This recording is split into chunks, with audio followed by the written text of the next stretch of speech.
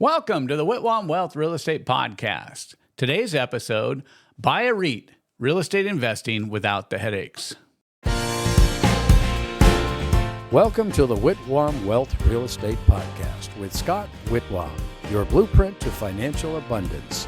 Settle in as we explore the mindset and methods for wealth building through real estate. Welcome back. I'm Scott Whitwam. And on today's podcast, our topic is Buy a REIT, Real Estate Investing Without the Headaches. Now, before you tune out and think REITs aren't real investing, or, hey, that's just for the Wall Street guys, stay with me.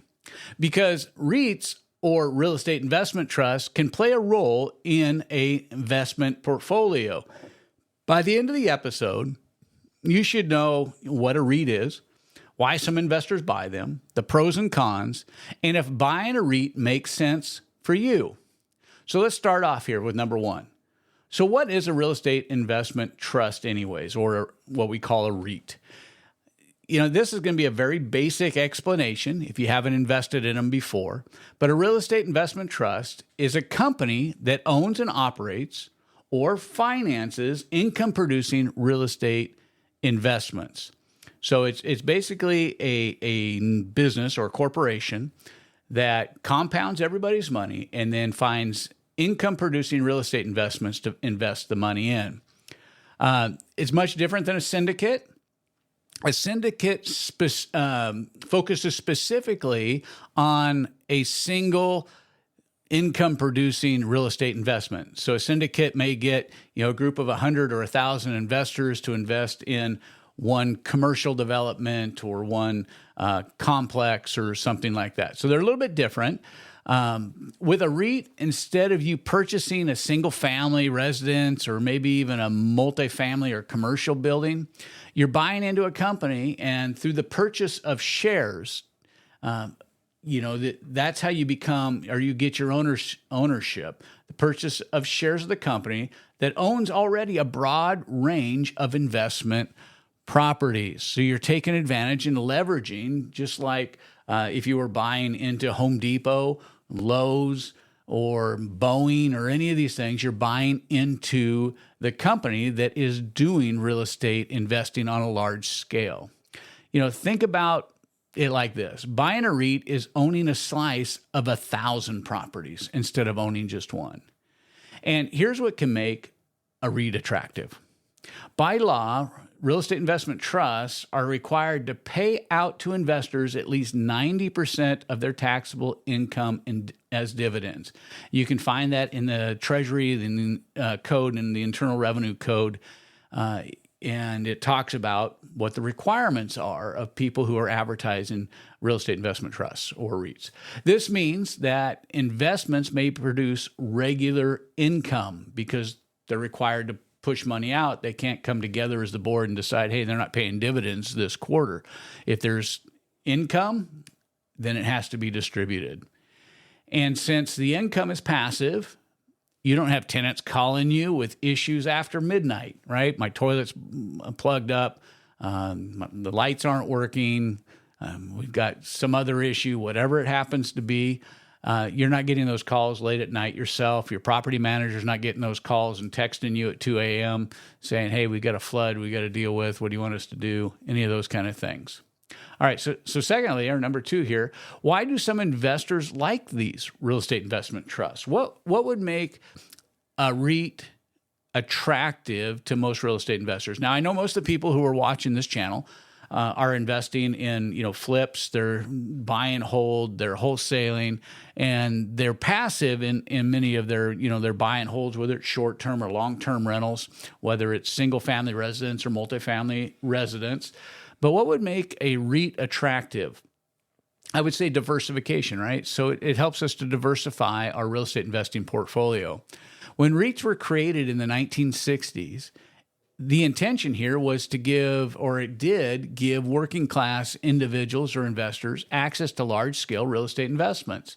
So for somebody who wants to get involved in investing, but in real estate, but really doesn't have the skills, doesn't have the knowledge, this created a safe harbor where they could invest in real estate because they saw the increase and they saw the appreciation, they saw all the benefits of it, and they wanted to be able to take advantage of that. Well, this gave an opportunity for just the common person, the person like you and I, just working every day, working hard to be able to invest into a broad base, a larger pool of real estate. Before this, owning larger commercial real estate was mostly reserved for, institutions, pension funds, ultra high net worth individuals. I mean, if you didn't have millions of dollars in reserve cash, it was hard to get into large scale or just scaling, these type of investments. But investments trust changed the way the game is played. Now, anyone can be a real estate investor with a small sum of cash. And this gives some other likable attributes to it, right? Number one, it creates liquidity. You can buy and sell shares in a REIT at will. You can, if it's like, hey, I've got this extra pool of money, I want to invest into real estate, and you do it now, and then you have an emergency come up in 9 months, and you need to liquidate that money, you can sell it at whatever par is at the time, whatever the stock value is at the time you sell your shares, you get your money, and then you can handle it. Where many of you know that if we're sitting on a flip, or if you have a rental property, sometimes those are hard to liquidate. First off, you got to find a buyer for the property. You may have to complete the property. You may have to do repairs to get the property ready, depending on what the tenant damage is on the property, all those kind of things. With a REIT, you have liquidity, and second, you have diversification. You can own hundreds of properties inside one investment. And you don't have to go out and find each one of them. You don't have to evaluate each property. You don't have to do any of that. When you buy the REIT, you're buying what the company has already evaluated and purchased. The third thing is you get passive income. You're not having to be in the office. You're not having to go inspect the property. You're not having to deal with your property manager. You're not having to acquire, components to repair the property. You're not having to go out source lumber and source labor, any of those kind of things. It's passive. While you're sleeping at night, it's producing income. And number 4 is transparency. REITs report earnings because they're regulated. They have to report what their earnings are and what their distributions are. But be aware, not all REITs are created equal. Not every one of them is the same. Here's a basic breakdown of the main categories of REIT. First off, there's 3 main categories. The first one is what we call an equity REIT. These are the most common. These are the ones that most people are talking about. If you're hearing advertisement for investment in a project being built on the coast of Mexico and Baja California or whatever, and these are the most common. You're buying equity into these because equity REITs own physical properties. They're building, large rental complexes. They're have bought industrial complexes or a commercial space. And so they own physical properties. They collect rents. They make money from operations, and they make money from appreciation. So as the market continues to move up, because there's always going to be inflation in our market, it's the way things work. Things progress. There's always higher wages. There's always higher cost of goods. There's always going to be inflation. Inflation creates appreciation, and appreciation becomes profits. So this would include things like apartment, retail space, industrial warehouse, those type of things, those kind of REITs. So, and some of them have a combination of all of them. There's some REITs that only invest specifically in certain verticals. So when you're doing your research, you can determine whether or not you want to be in one or another that's with regards to what they're investing in. And really when you talk about REITs, this is really what most people think of when you're talking to them about a real estate investment trust. Second are what's called mortgage REITs. They're also called MREITs. They are just like they say, mortgage REITs don't own properties. They lend money, but they lend money into the real estate economy. They buy mortgage-backed securities, earn interest from rate spreads. And so they're basically buying the assets that the banks are out lending on, whether it's Fannie or Freddie or whether it's, mortgage bankers or brokers.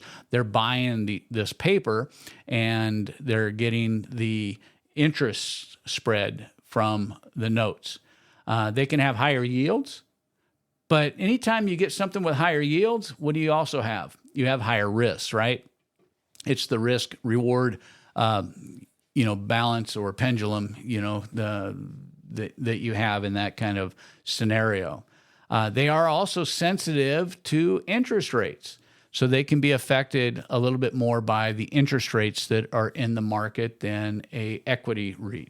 Okay, the third type of REIT is called a hybrid REIT. And just like the name indicates, it's a mix of both property ownership and mortgage investments. For those who are just getting started, equity REITs are usually the easiest place to start. There's more information about them. You can probably go to the library. You can go to YouTube. You can Google, whatever. You can probably find more information about equity REITs than you could about a mixed or a mortgage-backed REIT or an MREIT. So that's something to consider. If you're just getting started, I recommend focusing on the easiest, most available. It may not necessarily have the spreads or the profits that you may get in some more risky REITs, but to get started, it's a safe harbor. And remember, as you learn more and you become more sophisticated at this, you can sell your stock in your current REIT and you can move it to maybe a more highly leveraged type REIT where there may be some more income. So let's look at some of the pros and cons. This is my third point here. Let's look at some of the pros and the cons, right? So, all right. So pro number one, the income is passive. You don't have tenants to deal with. You don't have leaky toilets. You have no rents to collect. You don't have to go knock on doors because people are past due. You don't have to worry about somebody meeting you at the door with a weapon saying, "What are you doing here to collect my rent? I'll pay when I want." Trust me, these are real scenarios. In the multifamily that my buddy George, he used to go collect rents in some unsavory neighborhoods, but he was a big guy. He was probably about 6'2", 6'3", and he looked like a bill collector. But there's some of those things. You don't have to do that with REITs. You collect dividends and move on with your life. Pro number two, instant diversification. With one REIT, you might own 200 apartment buildings across 30 states with thousands of tenants. By buying one investment, by investing money into the shares of a real estate investment trust. It's much more difficult to do something like that on your own. I'm not saying that you can't do it on your own. I have friends who have done it on their own, but they are few and far between where they have that kind of diversification. All right, pro number three, very low barrier to entry. You don't need a down payment. You don't have to get a mortgage. And you don't have to have great credit. You can invest with the cost of just a single share in an investment. And so it's much more easy to get into real estate investing through using a REIT. Number four would be liquidity. Unlike physical real estate assets, you don't wait months to sell. No buyer requirements for repairs. There's no inspections. There's no closing delays. When you buy it, you get it, and you're invested. Pro number five would be it's professionally managed. REITs are run by experienced executive and asset managers and leasing teams. So you have an experienced team that is running the asset, and it's not you. You get to piggyback on institutional level experience. In short, REITs make real estate easier, faster, and more accessible. But you know what? There is no perfect investment. So let's talk about some of the cons. Okay? Con number one, no direct control. So you lose control. You're giving somebody your money and you're letting them do all of the work so you don't have control, which means you can't flip something into, maybe an incredible thing that comes down the road if you got your money tied up. Now you can liquidate it quick, but sometimes in my space, in the space we're investing in, you've got hours, not weeks, to get money on the table. You can't raise the rents. You can't renovate units to raise value. You can't refinance them, and you don't get to pull out the equity. So those are some of the cons. You're trusting the management makes good decisions, right? Con number two, market volatility. Public REITs are traded like stocks, so their value can go up and it can go down depending on the economy. That means the prices move daily. Emotion affects value. The short-term swing can be intense. Even if the properties are doing fine, a lot of times movements on stocks and like a REIT, is based upon emotion. Maybe some bad report comes out. Con number 3, tax considerations. REITs are dividends, and they're usually taxed as ordinary income, which is a big change from your own investments. You lose your depreciation, you lose your cost of goods investment. There's a lot of advantages to doing other type of real estate investing. So this is one of the cons, one of the drawbacks. Number 4 con, lower leverage. REITs use leverage, but not like individual investors, and they take advantage of leverage. You don't. So you're buying one for one when you invest in the real estate investment trust. So number 4, does buying into a REIT make sense? The answer is, it depends. Here's a quick comparison. Physical real estate that you have, well, you'll have more control, more leverage, potentially higher returns, but they're more work and they're more risk.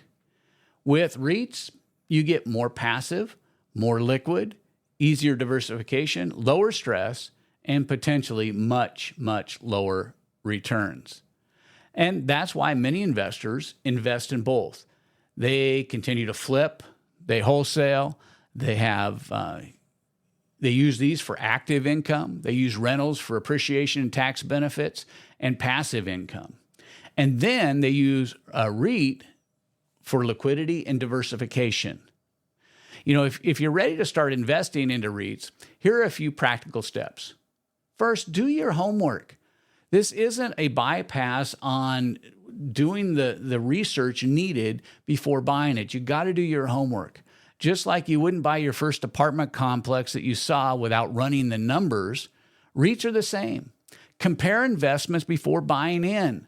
Don't just buy the first REIT that somebody happened to toss at you. Compare the rates of return, their historical performance, what they're invested in. Talk to your tax advisor. See if there may be some advantages investing through maybe a retirement account. This is investing. It's not gambling. So take your time. Hey, if you found value in today's episode, be sure to subscribe and leave us a review. And share this with another investor who needs to hear it. That's all for this episode. Thanks for joining me on this episode of the Whitwam Wealth Real Estate Podcast. Be sure to check out our previous episodes of real estate-related investing topics. I'm glad you're part of our growing real estate community, and you can always find the Whitwam Wealth Real Estate Podcast on Apple Podcasts, Spotify, iHeart Podcasts, YouTube, or wherever you enjoy listening to podcasts.